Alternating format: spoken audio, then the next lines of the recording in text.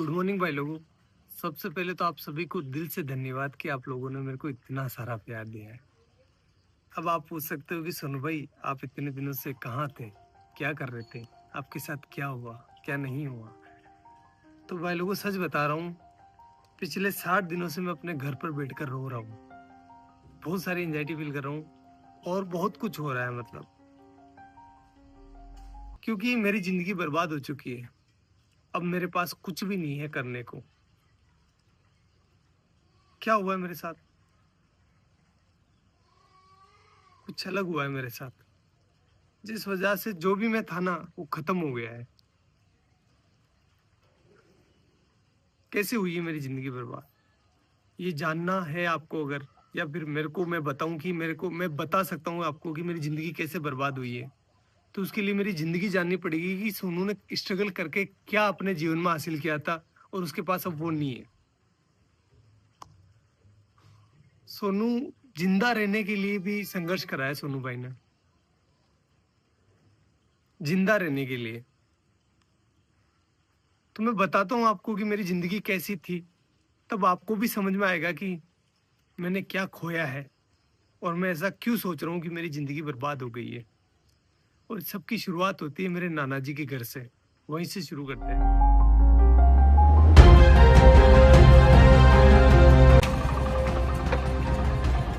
Guys ये है मेरे नाना नानी का घर, जहां पर मेरा जन्म हुआ था। चलो अंदर चलकर देखते हैं कौन कौन है।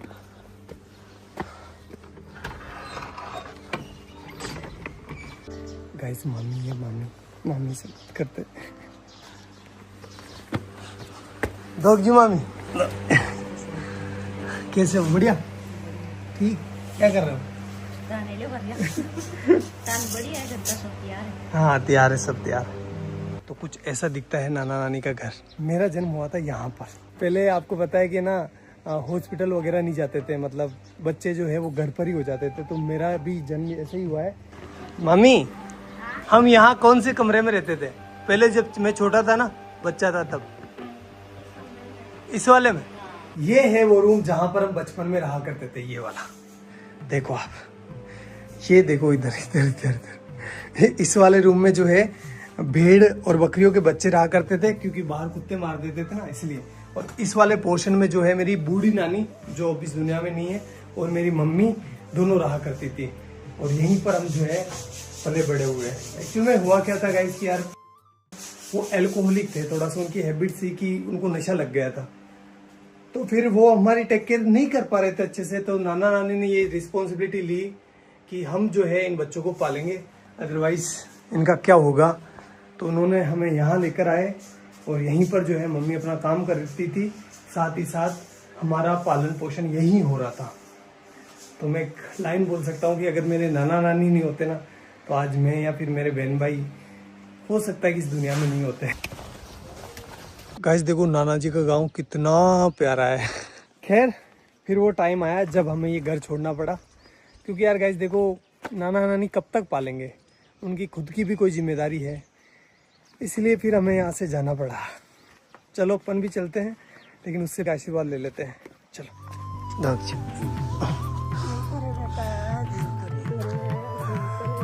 मेरी नानी है, आपको बाद में बताऊंगा इनके बारे में भी।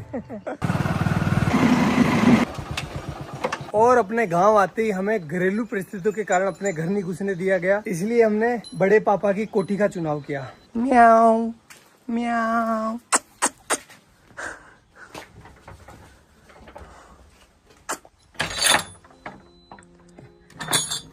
तो भाई लोगों ये है हमारी कोठी, जहां पर हम 2 साल रुके थे। तो अगर मैं अपने 2 हाथ फैलाऊं ना, इतना ही डिस्टेंस है, ज्यादा नहीं है, इतनी ही इसकी लंबाई है और इतनी ही इसकी चौड़ाई है। ये देखो, और हाइट आप देख सकते हो, बस इतना ही है। मेरी हाइट थोड़ी कम है, इस वजह से यहाँ पर जगह भी कम रह गई थी। केवल यहाँ पर एक छोटा सा मचान बिछाने के लिए जगह थी। और ऊपर से जो है बरसात का पानी टिपकता नहीं था, बरसात का पानी गिरता था, क्योंकि ये छत है ना थोड़ी नीचे है। और यहाँ पर आप देख सकते हो नीचे जो इसका फर्श है ना, फर्श वो बना हुआ था गोबर और मिट्टी का। इस वजह से यहाँ पर कभी कभी सांप आ जाया करते थे, अपने घर बना लिया करते थे। और भाई लोगों इस घर में हमें जिंदा रखने की जिम्मेदारी आ गई हमारे मम्मी के कंधों पर। और इस वजह से पहले भी काम किया उन्होंने, लेकिन उन्होंने 10 रुपए मजदूरी में काम चालू कर दिया। 10 रुपए में से 5 रुपए के वो हमारे लिए चावल लेकर आती थी। मैं लेकर आया हूँ आपको बताने के लिए कि उस टाइम कितने चावल आते थे। इतने चावल आते थे 5 रुपए के। तो इन चावलों से वो हमारा पेट भरती थी, तीनों बहन भाइयों का सॉरी, और खुद भूखी सो जाती थी कि मेरे बच्चों का पेट भर जाए, बस बहुत है, मैं तो निकाल लूंगी रात। और हम ना समझते उस टाइम, तो हम नहीं समझ पा रहे थे कि हमारी माँ जो है वो भूखी सो रही है। हम तो बस अपना पेट भरने का ध्यान दे रहे थे। लेकिन मेरी मम्मी जो है उस टाइम बिना कुछ खाए भूखी सो रही थी। एक जो कटोरी होती है आटे की, उसको संभाल के रख रही थी कि जब बुरा टाइम आएगा तो मैं अपने बच्चों को खिलाऊंगी। खुद कुछ नहीं खा रही थी, एक टाइम खाना खाती थी पूरे दिन में वो, और कंटिन्यूस काम कर रही थी वो।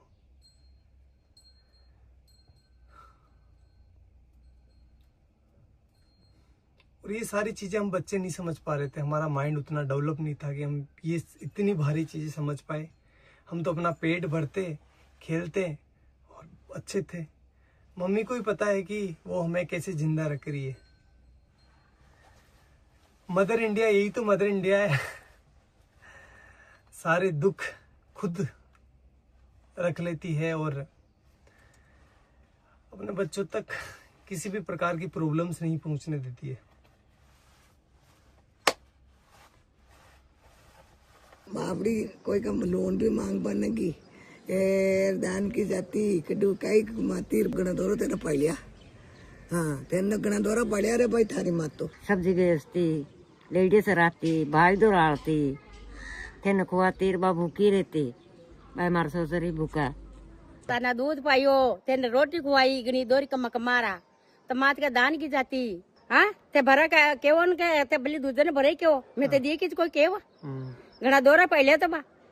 और भाई लोगों, इस वाली छत की ना एक स्पेशल कहानी है, बताता हूँ मैं आपको। पर मैं, मेरा भाई और मेरी बहन बैठे थे शाम को, और हम राह देख रहे थे कि हमारे लिए कोई खाना लेकर आएगा, क्योंकि हमारी मम्मी जो थी वो गांव चली गई थी किसी कारणवश, तो हमारे लिए खाना नहीं बना था उस टाइम। कोई भी खाना लेकर नहीं आया और हम तीनों बहन भाई भूखे ही सोए। यही जगह थी वो, सेम टू सेम।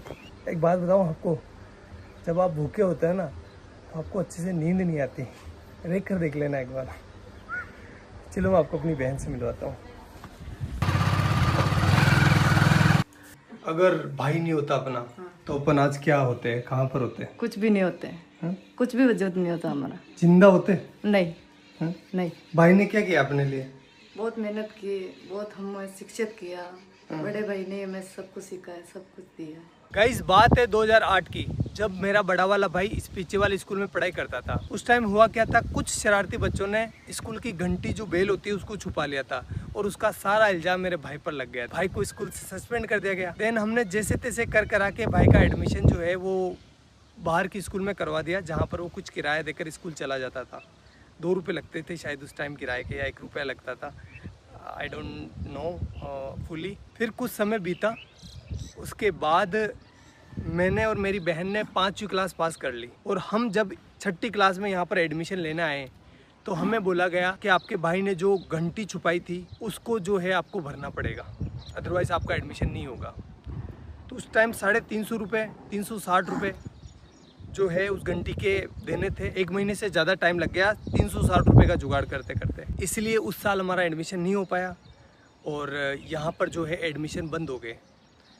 अब घर वाले हमें किराया देकर किसी दूसरी स्कूल नहीं भेज सकते थे, क्योंकि वो अफोर्ड नहीं कर पाते उस टाइम, और हम छोटे बच्चे थे तो किसी दूसरे गांव भी स्कूल नहीं जा पाते, क्योंकि दूर था ना। हमारा गांव काफ़ी बड़ा है, तो हम दूसरी जगह अगर जाएंगे ना तो हमें कम से कम 3-4 किलोमीटर जो है पैदल चलना पड़ेगा। तो छोटे बच्चे थे तो नहीं हो पाया वो सारी चीज़, और हमारा 1 साल पूरा बर्बाद हो गया। फिर मेरे बड़े वाले भाई ने एक भारी डिसीजन ले लिया, और उसने अपनी सारी पढ़ाई छोड़कर, अपनी सारी ज़िंदगी दांव पर लगाकर मेरी और मेरे बहन के लिए काम चालू कर दिया।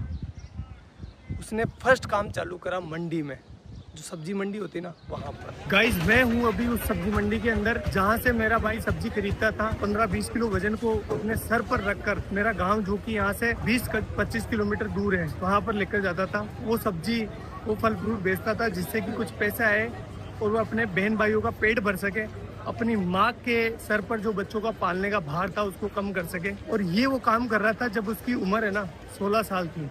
वो बाल श्रम कर रहा था। क्यों? क्योंकि अपने बहन भाइयों को जिंदा रख सके और उनको अच्छी एजुकेशन दे सके। घर में कई सामान नहीं रहा तो दोनों मन भाई सब्जी ले जाता, मैं दोनों जेर बेच जाता। ये वो चौराहा है जहाँ पर मेरा भाई सब्जी लेकर उतरता था और उसे एक एक घर बेचने जाता था।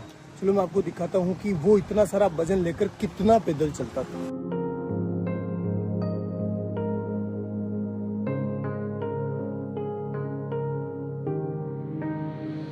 उस 20 किलो वजन को अपने सर पर रखकर इन घरों में घूम घूम कर सब्जियां बेचता था। इस काम में कुछ लोग पैसे नहीं देते थे, मतलब सब्जियां उधार ले लेते थे और फिर बोलते थे कल ले लेना, परसों ले लेना। भाई लोगों एक बार की बात है, सामने जो पाबूजी महाराज का मंदिर दिखाई दे रहा है ना, उनके बारे में मैं ऐसा बताया गया, जो लड़के बैठे होते हैं ना चौराहे पर, बदमाश नहीं बदमोश उन्होंने ऐसा बोला कि मेला है पाबूजी महाराज का, तो इस दिन इस डेट को पाबूजी महाराज का मेला है, तो तुम अपनी सब्जी और फल फ्रूट लेकर आ जाना यहाँ पर। तो हमने सोचा अच्छा है कि हमारा जो है फल फ्रूट बिक जाएगा और हमारा कुछ बेनिफिट हो जाएगा। हम आए तीनों बहन भाई, तो यहाँ पर आकर देखा तो कोई मेला नहीं था और उन्होंने थोड़े से हमसे फल फ्रूट ले लिए और हमको डरा धमका के भगा दिया।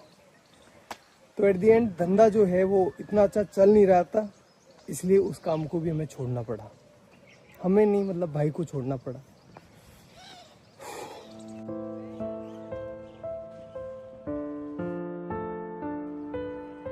और गाइस फिर मेरे भाई ने खिलौनों की दुकान पर काम चालू कर दिया, जहां पर उनकी सैलरी थी 50 रुपए पर डे, यानी 1500 रुपए पर मंथ।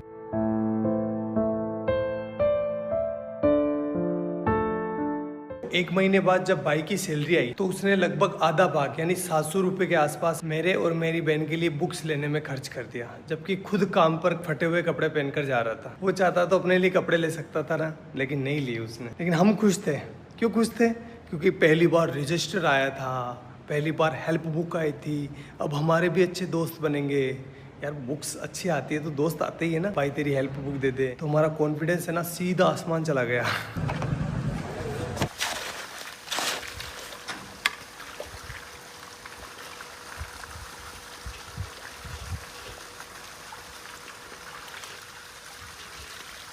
भाई लोगों अब मेरी बारी थी। जो भी मैंने लिया है ना उसको वापस रिटर्न करने की, इसलिए मैं काम करने लग गया। साथ ही साथ अब बड़ा हो गया था, इसलिए मैं अजमेर वाली स्कूल में जाने लगा बस से, और वो भी साइंस बायो पढ़ने। तो बताता हूँ मैं आपको ये मैंने कैसे किया। गाइस ये जो सामने सीमेंट की फैक्ट्री देख रहे हो ना, इसकी दीवार बनाई है ये वाली। ये गाइस ये मैंने अपने हाथों से डलवाई है। अब तो खराब भी होने लग गई। बताओ ये भाग भाग सोनू भाग भाग भाग भाग। गाइस अब तो मैं भाग भी नहीं पा रहा हूँ। पहले ना इतना दूर, लगभग ये होगा 600 मीटर दूर, एक पूरा सीमेंट का कट्टा जो कि 50 kg वेट का, यहाँ पर पटक कर अपने कंधे पर, और एक साइड जो है ना वो चिमनी लगी हुई है, वहाँ से लेकर उस वाले कोने से जहाँ से अपन आए थे ना वहाँ पर लेकर जाता था। अरे भगवान, इसका ठेकेदार इतना खड़ूस था। जब मैं बोलता था ना, मैं छोटा था तो दर्द तो होता है यार, 50 किलो का कट्टा लेकर जाता था तो पेन हो रहा था मेरे को। तो मैंने बोला सर कि मेरे से ना ये लेकर नहीं जा पा रहा हूँ मैं इसको। तो बोला कि काम पर क्यों आया है, पैसे किस बात के मिलेंगे, ऐसे बोलते थे। करना पड़ता था भाई। तो ये वाला काम तो मेरे को ज़िंदगी भर याद रहेगा, क्योंकि वो सीमेंट के कट्टों ने मेरी रीढ़ की हड्डी में प्रॉब्लम कर दी। गाइज ये जो आप बिल्डिंग देख रहे हो ना, ये हमने बनाई है एक मजदूर के तौर पर। और गाइज ये वाली जो टंकी आपको दिखाई दे रही है, ये बनवाई है। हाँ, ये जो दीवार आप देख रहे हो ना, ये सब कुछ। भाई लोगों, भैंस चराते टाइम बायोलॉजी पढ़ने का मजा ही कुछ अलग होता है, क्योंकि एग्जाम्पल यहाँ पर सामने होते हैं। जब एक बगुला है ना भैंस के आसपास होता है तो उसका मतलब ये है कि वो सेब पोजीता कर रहा है। क्योंकि आप देख सकते हो जहाँ पर भैंसें चर रही है ना, उसके पास एक बुगला है। ये देखो बुगला है। क्योंकि जब भैंस चारा खाती है ना, तो चारा हिलने की वजह से उसके अंदर जो कीड़े होते हैं वो बाहर निकल जाते हैं, और ये बुगला उनको खाकर पेट भर लेता है। ये दो जीवों का एक संबंध है, जिसमें एक को कोई भी घाटा नहीं होता और दूसरे को फायदा हो जाता है। प्रेरित धाराओं से उत्पन्न होने वाले चुंबकीय क्षेत्र का मान सदैव इस प्रकार होता है कि वो उन कारणों का विरोध करता है जिसके कारण इसकी स्वयं की उत्पत्ति हुई है। अरे डब डब डब, डब जा।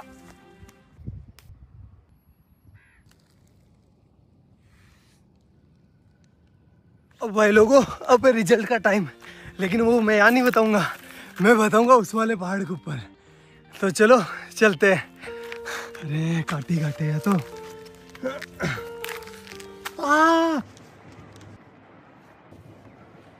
अब भाई लोगों, मेरा आ गया 12th का रिजल्ट।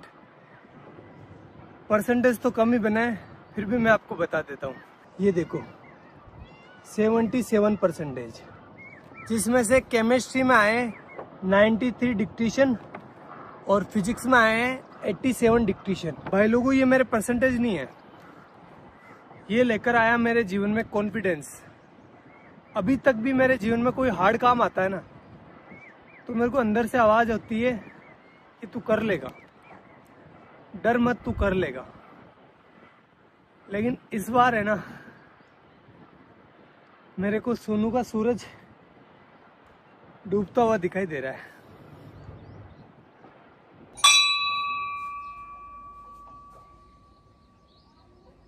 भाई लोगों, अब मैं टीचर बन चुका था, चलो क्लास लेकर आते हैं। हाइजेनबर्ग का अनसर्टेनिटी प्रिंसिपल, इसके बारे में अपन बात करने वाले हैं, ठीक है। चलो बताओ कहाँ पर जाकर लिखेंगे। कि जब एक मार्कर मेरे हाथ से निकला ना, तो ऑटोमेटिकली आपकी नजर जो है मार्कर के ऊपर होती हुई आपको पता चल गया कि मार्कर कहाँ जा रहा है। इसकी पोजीशन पहले ये कहाँ पर है वो पता है, और इसकी स्पीड पता है, और ये किस डायरेक्शन में जा रहा है पता है, तो अपन इसका पाथ डिसाइड कर सकते हैं। एक इलेक्ट्रॉन को ये वरदान दिया है, भगवान ने ऐसा हाथ रखा, जा बेटा जा, इस दुनिया में जा, और तेरी है ना कोई इंसान एक टाइम पर ना तो तेरी पोजीशन मतलब दोनों को एक साथ पता नहीं कर सकता। फिर ऐसे करते करते मैं टीचर बन गया, और मेरे पास बहुत काम था। 3-4 कोचिंग ऑफलाइन जाता था, 1-2 ऑनलाइन थी, मतलब मस्त। और जो भी चीज़ें मैंने अपने परिवार के लिए सोची थी, भाई के लिए, मम्मी के लिए, वो मैं कर रहा था अच्छे से, कोई दिक्कत नहीं थी। उसी टाइम मेरे पास आया भैया का कॉल सीधा टीम से भैया का कॉल। इतना खुश हो गया था मैं यार, भैया का, इतने बड़े आदमी का कॉल डायरेक्ट आया था मेरे पास। तो फिर भैया का कॉल आया, और भैया ने बोला मेरे को, सोनू यार हमारे यहाँ पर है ना एक साइंस की लड़के की डिमांड है, तो तू आ सकता है क्या। मैंने बोला ठीक है भैया, मैं कर लूँगा, कोई दिक्कत नहीं है। तो फिर मैंने वहाँ पर मतलब ऑफिस में पार्ट टाइम जॉब चालू कर दिया। 2-3 घंटे के लिए जाता था, केमिस्ट्री से रिलेटेड और फिजिक्स से रिलेटेड, मतलब ऑल ओवर साइंस का काम मैं संभालने लगा। और ऐसे करते करते करते करते 2 महीने निकले। 2 महीने के बाद भैया ने आगे से बोला मेरे को कि सोनू तो ऐसा कर, फुल डे ज्वाइन कर ले, सारा दिन काम कर, और पॉसिबल है तो कर ले। घर वालों से बात करी, घर वालों ने, मेरे बड़े वाले भाई से मैंने पूछा, तो उसने कहा कि यार देख तू ज्वाइन कर ले, कोई दिक्कत नहीं, अपने ही गांव के तो कोई प्रॉब्लम नहीं होगी। मैंने कहा ठीक है कर लेता हूँ, इसमें क्या दिक्कत है, आपने बोल दिया तो वो सब आपसे आगे क्या है, कोई नहीं, कुछ नहीं है। ऐसा करके मैंने टीम को ज्वाइन कर लिया, और फिर मेरा अच्छा शानदार टाइम आया। मैं बहुत अच्छा काम कर रहा था सभी चीज़ों में, मतलब पहले मैं साइंस से जुड़ा था, लेकिन अब मैं जो है ना वीडियो का एडिशन हो गया, और भी बहुत सारी चीज़ें हो गई। कैमरा के पीछे बहुत सारी चीज़ें चलती है ना, मतलब पत्थर उठाना खड्डे खोदना, सारे काम जो भी हो सकता है सब कुछ कर रहा था। Everything I can do, I do that. Best चल रहा था, कोई प्रॉब्लम नहीं थी, अच्छी चीज़ें हो रही थी, शानदार, हर एक चीज़ में शानदार एफर्ट लगा रहा था। जो मतलब एक वीडियो आपको लगता है कि बहुत ईजी होता है, लेकिन ईजी नहीं होता, बहुत हार्ड काम है एक वीडियो को बनाना।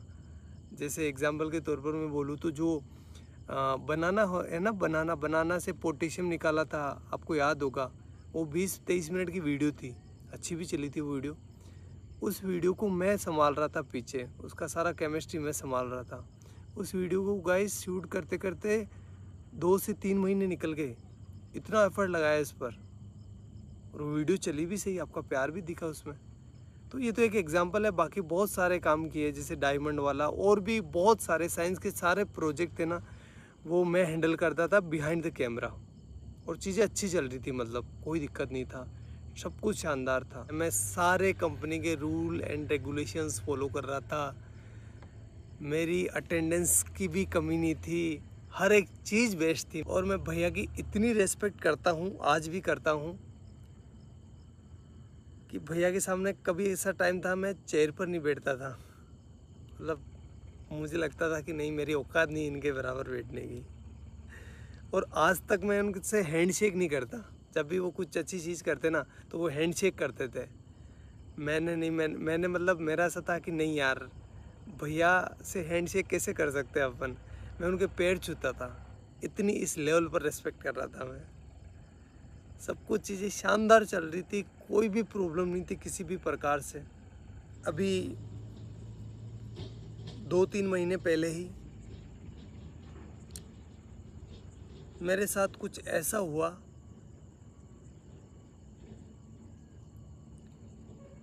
कि मैं अब आपको बता नहीं सकता। मैं पता नहीं कौन सी ज़िंदगी से निकल के आया हूँ, मेरे ये दिन कैसे निकले हैं मैं ही जानता हूँ।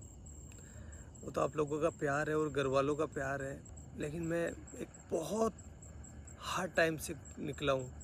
तो मैं कुछ बोलकर क्योंकि मेरी मेंटल हेल्थ और मेरी इमोशनल हेल्थ दोनों ही ठीक नहीं अभी। मैं और इसको ख़राब नहीं करना चाहता। और अब जो है मेरी ज़िंदगी ख़राब हो गई है, बर्बाद हो गई है पूरी। ना तो मैं टीचिंग का रहा, ना मैं यूट्यूब का रहा। और सच बता रहा हूँ भाई लोगों, कुछ लोगों के मन में कुछ भी आ सकता है, लेकिन मैंने किसी को धोखा नहीं दिया है। मैंने सिर्फ एक बार मौत को धोखा दिया था, जब मेरे को पानी में फेंक दिया गया था, छोटा था तब। तो उस टाइम मैं मरने से बचा था, बड़े वाले भाई ने बचाया था मेरे को। तो उस टाइम मौत को धोखा दिया है मैंने। बाकी मेरी ज़िंदगी में मैं किसी को सोच भी नहीं सकता। मतलब मेरी ज़िंदगी ख़राब हो गई है, पूरी बर्बाद हो गई है, मैं कहीं का ना रहा।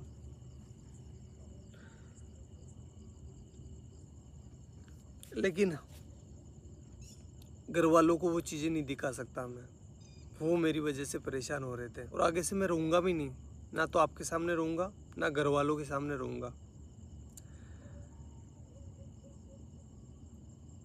और साल भर तक मैं ट्राई करूँगा, अगर मेरे से ये हो जाता तो ठीक, अदरवाइज़ मैं जो है वापस अपने एजुकेशन फील्ड में चला जाऊँगा।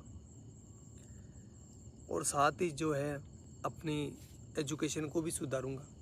और साथ ही ये करके देखना पड़ेगा, सिचुएशन ऐसी हो गई है कि मेरे को करना पड़ेगा, क्योंकि मैं क्या करूँगा अब। और